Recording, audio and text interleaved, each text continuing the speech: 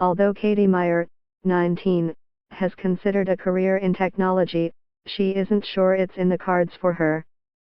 3 years ago, when she was 16, her mother enrolled her in a coding camp for girls. They made it really friendly for people that age, so it was really easy to learn, Meyer says. We just sat down and started learning HTML and CSS. She decided to pursue coding, so she took a course at her high school. It didn't go as well, it was hell on earth. Like, it was awful. She felt out of her element, and couldn't quite catch up to the rest of her classmates. She says it didn't help that she was one of only 2 girls in that class. All the guys knew exactly what they were doing. Meyer, a history buff, ended up dropping that course and hasn't pursued coding since. Stories like hers are playing out across the country. According to consulting firm McKinsey & Company, men vastly outnumber women in the STEM fields of science, technology, engineering and mathematics. Only 28% of STEM graduates are women, and only 23% of people working in high-paying STEM industries are women. Industry leaders are trying to improve those statistics and say the best way to get more women into tech is to change the conversation around what tech is and what it's not. Andrea Stairs, managing director of eBay Canada, spends a lot of time thinking about how to increase the ranks of women in her field.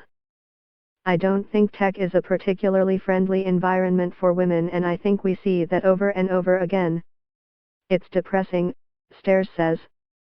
eBay has made a commitment to tracking diversity within the company, which employs 12,600 people globally.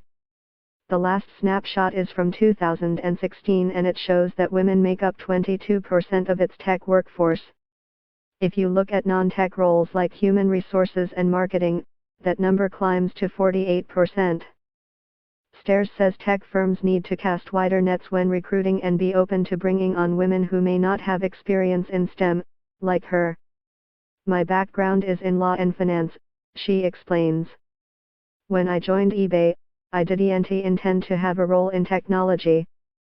But what I found was a really fast-paced, energetic business culture that I could contribute to. One way to increase gender diversity within tech companies may be to increase awareness about how all-encompassing the industry is becoming. Take for example, Joanna Griffiths, who is the founder and CEO of Knixwear, a company that makes moisture-wicking undergarments.